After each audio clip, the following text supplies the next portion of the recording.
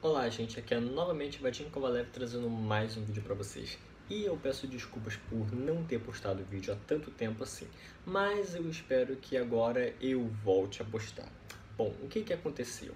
Há um tempo atrás eu tinha feito logicamente a prova do Enem, inclusive tinha tirado 980 na redação e acabei passando na faculdade. Agora eu estou estudando ali na UF de Niterói, aqui no estado do Rio de Janeiro, Universidade Federal Fluminense. Estou fazendo faculdade de Direito. Já estou recebendo ali as minhas aulas de Direito relacionado à Sociologia, Economia Política. Daí nós já abordamos os principais temas, que é do Thomas Hobbes, o do Rousseau, do Locke. Já abordamos um pouco a respeito de outros autores muito importantes do direito, como por exemplo Hans Kelsen, e também os maiores economistas, Adam Smith. O mais incrível é que a gente não abordou Mises, só para você ter ideia, isso que eu fiquei muito triste, né? Eles citaram de vez em quando a escola austríaca, porém nunca falaram do Mises especificamente. Bom, porém, agora o que eu vim tratar? Eu vim falar a respeito dessas últimas coisas que estão acontecendo agora no nosso país e relacionadas ao nosso governo. Em primeiro lugar, nós temos a questão relacionada à reforma da Previdência. Caso vocês não saibam, ela foi aprovada há pouco tempo atrás, alguns dias atrás, e ela não foi exatamente aquilo que o governo planejava, já que o governo planejava conseguir economizar uma certa quantidade de dinheiro em um determinado tempo, porém, logicamente, a nossa Câmara Legislativa fez de tudo para que isso não acontecesse e que a economização fosse sempre a menor possível para então poder, de alguma forma, desestruturar o governo do Bolsonaro e, dessa forma, conseguir fazer com que o país ainda se desencorajasse mais ainda com o governo dele. Nós sabemos que nós temos um presidente que realmente tem uma postura muito deplorável, né? Não tem nenhum tipo de decoro, não tem respeito. Esse cara, com certeza, né, livre iniciativa, não ia conseguir um emprego, apesar de ele defender. Por isso mesmo que ele virou militar, né? Porque militar funcionário público tem ali a questão toda dele, né? Inclusive eu tinha visto um vídeo do antigo ex-comandante do exército, o Eduardo Vilas Boas, e perguntaram para ele qual é a coisa mais importante agora para as Forças Armadas. Daí ele disse algumas questões mais importantes das Forças Armadas. Primeiro, que é a aposentadoria deles. Segundo, é o salário deles. E o terceiro são os direitos sociais e direitos à saúde dele. Ou seja, a segurança nem foi citada sobre as Forças Armadas. Muito bem.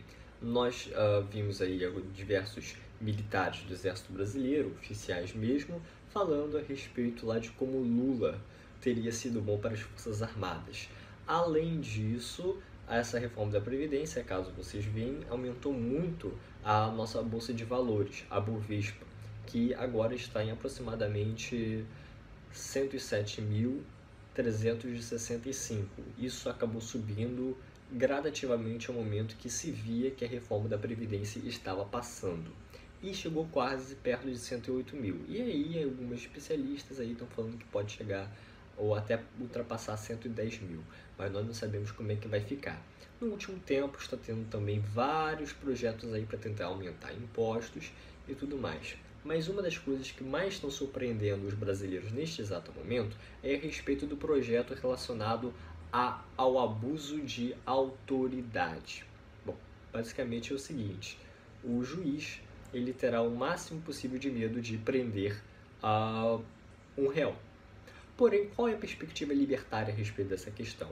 Bom, o juiz é um funcionário público, o juiz, como funcionário público, é defensor dessas ideias estatais da Constituição Federal e do Código Penal, que, por exemplo, proíbe você de deixar de pagar imposto, estaria, no caso, sendo impedido de usar os meios coercitivos para resolver conflitos. Isso, de alguma forma, faz sentido, porque nós estamos partindo de um pressuposto histórico de direito punitivista para um direito de restituição dos danos causados, ou seja, restitutivista. Será que é esse nome mesmo? Bom, nesse sentido, algumas perspectivas humanitárias pregam que, em vez de haver um encarceramento, se tenha, de alguma forma, o ressarcimento dos danos causados. Então, em vez de prisão, que se pague por outros meios esse tipo de coisa, como, por exemplo, em dinheiro. Porém, nós temos nessa perspectiva libertária, anarcocapitalista, a visão de que esse é o projeto de abuso da autoridade, iria, no caso, diminuir o poder do Estado. Porém, existem muitas reclamações de alguns conservadores estatistas, utilitaristas, que dizem basicamente o seguinte: bom, todos os presos vão ter mais facilidade de serem soltos e todos os futuros delinquentes vão ter mais estímulo à criminalidade. E aí, o que a gente para pensar? Será que esse modelo de direito, esse modelo de Constituição Federal, esse modelo de encarceramento e de justiça brasileira seria a única forma possível para a resolução desse tipo de problema? Ou será que haveria outro tipo? Será que, em vez de a gente brigar se haveria esse projeto de abuso de autoridade ou não, a gente poderia pensar em alguma outra forma de justiça, talvez por meio da arbitrariedade, talvez por outro tipo de questão que pudesse resolver conflitos, como, por exemplo, acontece em alguns certos países da Common Law, como os Estados Unidos? Como é que nós faríamos? Apesar de que eu realmente não gosto do sistema jurídico dos Estados Unidos também. Apesar de ser Common Law, eu realmente também não gosto. Além disso, nós temos a novidade relativa à prisão em segunda instância. E o voto de Minerva da Rosa Weber, que afirmou que realmente prisão é só apenas o trânsito em julgado.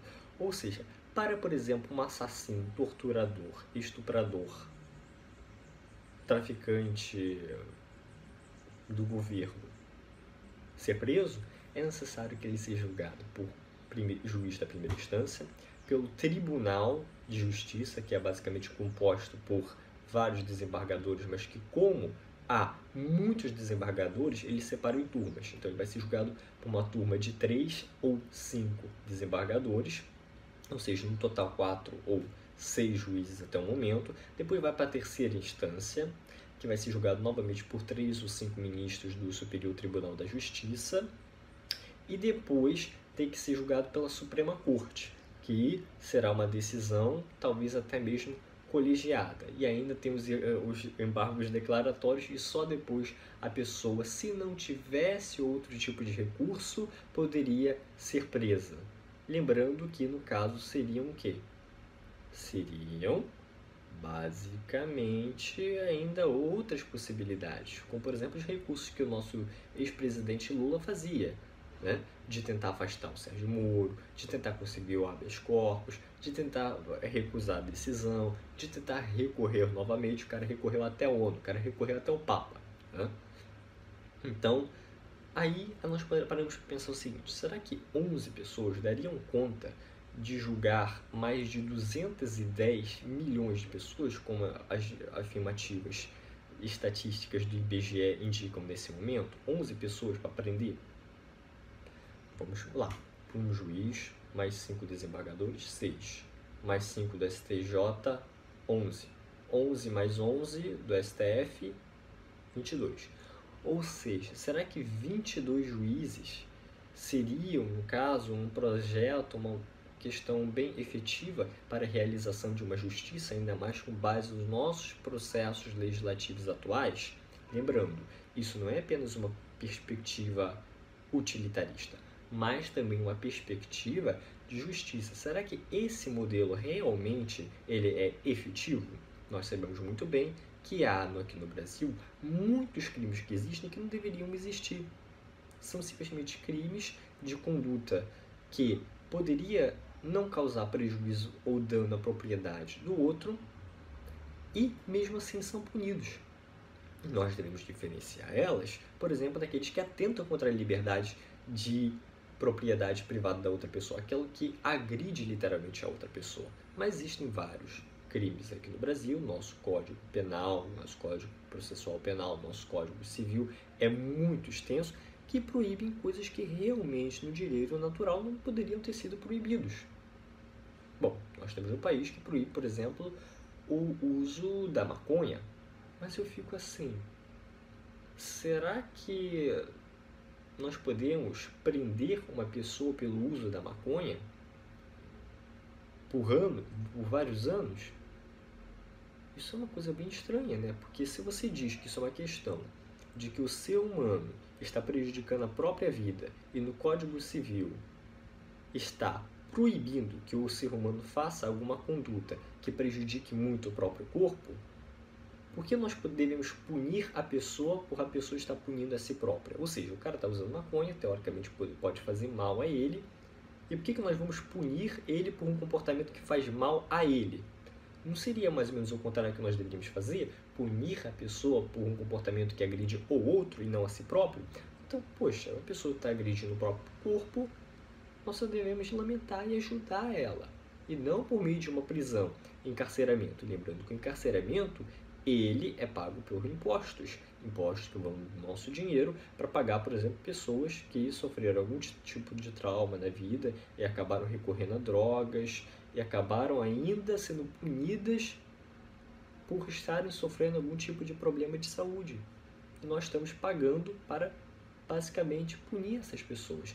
Esse é o nosso estado social atual. Então, realmente é complicado. Prisão em segunda instância ou após o trânsito julgado? Como? Será que não havia outra solução? Será que esse é o único modelo possível? Agora, eu tenho certeza que esse trânsito em julgado, liberando aí o que? 4.800 detentos. Bom, que tipo de detento é esse que vão liberar? Lula, José Dirceu, Palocci, Sérgio Cabral. Nossa, mas que pessoal é esse, hein? Eduardo Cunha. Como Pezão, por exemplo. Bem, além desse projeto de abuso da autoridade, da reforma da Previdência, da segunda instância, todos esses novos projetos aí, novas modificações no país, eu quero saber o seguinte, no final das contas, o que vai acontecer? Bom, o Maduro lá já está dizendo que todos os planos do Foro de São Paulo estão dando certo. Então está tudo caminhando certinho como ele tinha planejado para a América Latina junto com o Lula. Bom, aí nós realmente vemos que ele tem razão. Tudo está sendo conforme o PT queria, mesmo com o Bozo no poder. Além disso, temos o Eduardo Bolsonaro, que passou os primeiros mais de 10 meses só tentando fazer a embaixada lá nos Estados Unidos, no final não conseguiu, ou seja, 10 meses perdidos. Temos ali o Carlos Bolsonaro, né, o Carluxo, né, que não quer sair do armário, né, tá lá com o priminho dele, né, só fala besteira lá também, né. Tem o Flávio Bolsonaro, cara que é corrupto, o cara não aceita até hoje. Meu Deus do céu, o cara não tá preso até hoje.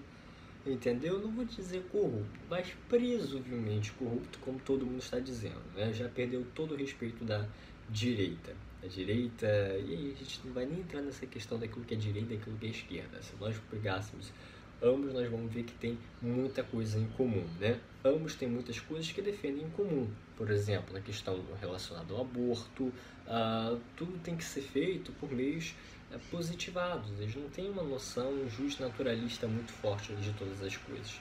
Bom, por esse vídeo é isso, gente. Eu vou tentar continuar fazendo os vídeos e não se esqueçam de se inscrever no canal, ativar o sininho e comentar no vídeo, assim como compartilhar para o máximo número de pessoas que vocês puderem, para que nós possamos continuar espalhando as nossas ideias. E tchau, tchau, até o próximo vídeo.